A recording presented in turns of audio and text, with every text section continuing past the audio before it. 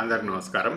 ఇవాళ topic are Krishnaiah గారు BJP గెలవాలి, వచ్చేది బీజేపీ ప్రభుత్వం తెలంగాణలో అని చెప్పి చెప్తా ఉన్నారు. సంతోషం, ఏ పార్టీ అయినా రాండి, ప్రజలు ఎవరు ఎంచుకుంటే వాళ్ళే వస్తారు, దాంట్లో తప్పేం లేదు. అయితే నాకు ఆర్ కృష్ణయ్య గారికి ఇది ఎందుకు అంటే, నిన్న మొన్న జరిగిన మన ఎమ్మెల్సీ ఎలక్షన్లలో బీజేపీ గెలిచింది, సంతోషం. ఎందుకంటే ప్రజలు ఎంచుకున్నారు, దాన్ని డెమోక్రటిక్గా ఎంచుకున్నారు కాబట్టి మనం దానికి చెప్పడానికి ఏం లేదు. So we are fair with that, right. అయితే రెండో స్టెప్లో ఏంటంటే, బీజేపీ బీసీలకు న్యాయం చేస్తుంది, బీజేపీ గెలవాలి, బీసీలు అందరూ బీజేపీ వైపు రావాలని చెప్పి కృష్ణ గారు అంటా ఉన్నారు. అయ్యా కృష్ణ గారు, నాకు కొన్ని క్వశ్చన్స్ ఉన్నాయి దీనిపైన. మీరు ఇంతకంటే ముందు వైసీపీలో ఉండే ఎంపీ, రాజ్యసభ మెంబర్లా ఉండే, అక్కడ రిజైన్ చేసేసి మీరేంటి వస్తున్నారు, సంతోషం, రాంటి, మీరు ఏ పార్టీ కన్నా వెళ్ళొచ్చు, అది మీ ఇష్టం. కానీ ఫస్ట్ ఆ పార్టీకి ఎందుకు పోయారు? మరి అట్లాంటప్పుడు బీసీలకు న్యాయం జరుగుతుందో మీకు తెలిసినప్పుడు వైసీపీలో ఎందుకున్నారు? వైసీపీ నుంచి ఎందుకు ఇప్పుడు మళ్ళీ బీజేపీకి వస్తున్నారు మీరు? ఇది నా ఫస్ట్ క్వశ్చన్.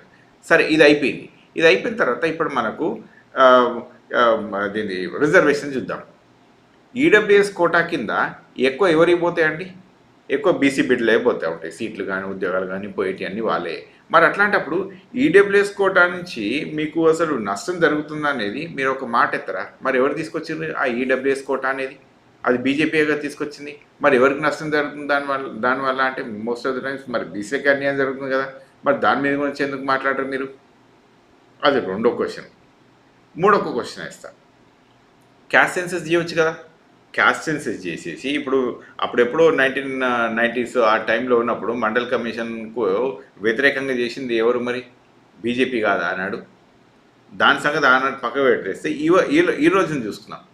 ఈ రోజున చూసుకుంటే కూడా క్యాస్ట్ సెన్సెస్ ఎందుకు చేయట్లేదండి? మరి క్యాస్ట్ సెన్సెస్ చేస్తేనే కదా జనాలకు ఎవరెంతమంది ఉన్నారు, వాళ్ళకి ఎంత లాభం ఎంత నష్టం చేయాలనేది ప్రభుత్వం ఒక ఆలోచన ప్రకారం వచ్చేది. మరి అది చేయించరా? ఇప్పుడు అందరు బీసీలు అందరూ ఏడిదికి రాండి అంటారు, సరే పిలువండి, మీ నినాదం మీది, నేను దాంట్లో కాదని ఏమనట్లేదు. కానీ మరి మీ నినాదంలో న్యాయం ఉందా? ఒక చిత్తశుద్ధి ఉందా? లేకుంటే కేవలం మీకు ఉద్యోగం కోసమో ఇంకేదో రాజకీయ భవిష్యత్తు కోసమో అనేది కనుక పక్కకు పెట్టేస్తే అందులో చిత్తశుద్ధి ఎంత ఉంది? ఇప్పుడు ఈ 3 పాయింట్లలో మీరు ఆన్సర్ నాకు ఇవ్వాలి మరి, రైట్. ఇక్కడ ఇది అయిపోలేదు. అయితే ప్రజలారా, ఇంకొకరిని చూపిస్తాను. ఇక్కడ చూడండి, నేను కొంత డేటా రాసుకొచ్చాను అనమాట. ఇప్పుడు మండల్ కమిషన్ అప్పుడు వాళ్ళది చేసుకున్నారు, సరే దాని సంగతి పక్క పెట్టిద్దాం. ఇది ఒక్క నిమిషం డ్రా చేస్తాను. యా, అయితే ఇక్కడ కనుక చూడండి ప్రజలారా, ఇప్పుడు most of the times upper caste కదా ఇక్కడ డామినేట్ చేస్తుంది. ఇక్కడ బీజేపీలో అప్పర్ క్యాస్టే డామినేట్ చేస్తున్నప్పుడు మరి అది తెలియదా? ఇంతకంటే ముందు బండి సంజయ్ గారు స్టేట్ ప్రెసిడెంట్ ఉన్నప్పుడు మరి ఆయన్ను కాదు అనుకొని కిందికి తొక్కేసిండ్రు కదా. ఆ రోజు కిందికి తొక్కేయడం జరిగింది కదా. అప్పుడు ఆయనకు అన్యాయం అయితే జరిగింది కదా. మరి బీసీ బిడ్డనే కదా మరి ఆయన. అదే ఆయన కనుక వేరే ఒక బ్రాహ్మణ బిడ్డను అట్లా ఆయన ఉంటే మరి ఈ విధంగా అయ్యేదా? అయ్యకపోయేదేమో, రైట్. ఎందుకంటే ఇది ఎక్కువ బీజేపీ నడిచేది మనుస్మృతి ఐడియాలజీ పైన నడుస్తూ ఉంటుంది, రైట్. ఇక నెక్స్ట్ విషయానికి వస్తే, ఇట్లా చేసేసుకొని వచ్చేసి రిలీజియస్ పోలరైజేషన్ చేసుకొని వచ్చుట్ల బీజేపీ అగ్రగామి ఇందులో. అది మీకు తెలియదా? అంటే ఒక రిలీజియన్ వైపు పోతే ఇంకెవరికి ఏమన్నా కానీ హిందూ ముస్లిం నరేటివ్లో తీసుకుపోదామన్నా దేశాన్ని. దానికంటే ఇంపార్టెంట్ వెల్ఫేర్ స్కీమ్స్ కదండి. ఇప్పుడు వెల్ఫేర్ స్కీములల్లో పిఎం ఆవాస్ యోజన, ఇంకా ఉజ్వల యోజన, ఇవి ఉన్నాయి కదా స్కీమ్స్. ఈ స్కీములల్లో ఎంతమంది బీసీ బిడ్డలకు న్యాయం జరుగుతుందని వీటిలల్లో ఎంతమంది వాళ్ళు బిలియనర్లు అవుతుండ్రు, లేకుంటే ఇంకా మంచిగా అగ్రగామిగా ముందుకు వస్తున్నట్టే దాని మీద కూడా డేటా రాసుకొచ్చినాయి. ఇది చూడండి ప్రజలారా, దీనిలో కొంత డేటా రాసుకొచ్చిన. ఇగో ఇక్కడ చూడండి, ఇక్కడ ఇది ఎన్డీటీవీ డేటా, ఇది నాది కాదు, ఎన్డీటీవీ వాళ్ళ 2022లో చేసిన డేటా. దీని ప్రకారం అప్పర్ క్యాస్ట్లలో బిలియనర్స్ ఎంతమంది ఉన్నారంటే 88% ఉన్నారు. మరి బీసీలలో ఎంతమంది ఉన్నారంటే 9% ఉన్నారు. మరి ఎస్సీలలో 2.6 ఉన్నారు, ఎస్టీలలో ఒక్కరు కూడా లేరు. సో ఈ సిచ్యువేషన్ ప్రకారం నడుస్తూ ఉంది దేశంలో. అట్లాంటప్పుడు నేను ఈ క్వశ్చన్ ఒకటి ఏమడుగుతున్నానంటే కృష్ణయ్య గారికి, మరి ఈ పర్సంటేజ్ చొప్పున ఉన్నది అంటే బీసీ బిడ్డలు ఎంతో వెనుకబడి ఉన్నారంటే కదా ఈ పద్ధతి ప్రకారం చూసుకుంటా ఉంటే, మరి వీళ్ళకు ఈ అప్లిఫ్ట్మెంట్ ఎట్లా? ఇవో ఈ వెల్ఫేర్ స్కీమ్స్ రావాలి, మరి వస్తున్నాయా? వస్తలేవు. దీని సంగతి పక్కకు పెట్టండి. ఇప్పుడు మనము ఎంఎన్ఆర్ఈజీఏ ఉంటుంది కదా, మహాత్మా గాంధీది.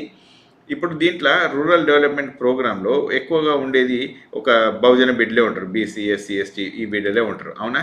మరి వీళ్ళకు ఇప్పుడున్న యాక్చువల్లీ సిచ్యువేషన్ 50 రోజులు కనీసం 52-53 రోజులు ఉన్నట్టు ప్రస్తుతానికి దాన్ని తీసేసుకుని 44 రోజులకు వచ్చింది ఇప్పుడు బేసిక్ పేమెంట్ పర్ యానం. అంటే వీళ్ళకు పని కనీసం 44 రోజులకు ఇప్పుడు సంవత్సరంలో ఒక రోజు సంవత్సరంలో 44 రోజులు కల్పిస్తూ ఉంటారు. ఇంతకంటే ముందు 55 ఉంటుంటే అసలు దీన్ని 100కు తీసుకుపోవాలి. 100కి తీసుకపోతే ఏమవుతుంది, ఊళ్ళో ఉన్న పేద ప్రజలు అందరూ కూడా కనీసం ఒక 100 రోజులు పని చేసుకుంటే వాళ్ళ లైవ్లీహుడ్ నడుస్తుంది. కానీ దాన్ని తీసుకొని 44 కిందికి పడేసారు. అంటే ఆల్మోస్ట్ ఇక్కడి నుంచి ఇక్కడ చూస్తే ఓ 20% డ్రాప్ అయినట్టు మనకు. మరి 20% డ్రాప్ అయింది ఇప్పుడు పేద బిడ్డలకి కదా కృష్ణ గారు. అందులో ఒక బీసీ బిడ్డలు ఉండొచ్చు, మరి ఎస్సీ ఎస్టీ బిడ్డలు కూడా ఉండొచ్చు కదా. మరి మీరేం చేస్తున్నారు? ఆ క్వశ్చన్ రేజ్ చేయరా? కేవలం మీకు జరగాల్సిన న్యాయం మీకు జరిగితే సరిపోతుందా? ఇది ఒకటేనా? ఈ మిగతా వచ్చిన ఇవి మీరనే కాదు, మీతో పాటు ఈ టీం అందరినీ కూడా నేను ఇదే క్వశ్చన్స్ అడుగుతూ ఉన్నాను. రైట్? ఎవరు ఏ పార్టీకన్నా సపోర్ట్ చేయండి. మీరు ఈ పార్టీకి సపోర్ట్ చేస్తాము అని అన్నప్పుడు మిమ్మల్ని అడిగే క్వశ్చన్స్ అల్లకి ఇవే. ఏది లైవ్లీహుడ్ ఏంది, ఆ కమ్యూనిటీకి లైవ్లీహుడ్ ఏంటి, ఆ కమ్యూనిటీ అనేది అసలు రిజర్వేషన్లు ఎంత పొందుతుండ్రు. ఇప్పుడున్న 27% కంటే ఇంకెక్కువ పొందాల్సి వస్తుంది. బీసీ బిడ్డలు ఆల్మోస్ట్ ఒక 50% ఉంటారు. దీన్ని కొంచెం పెంచండి.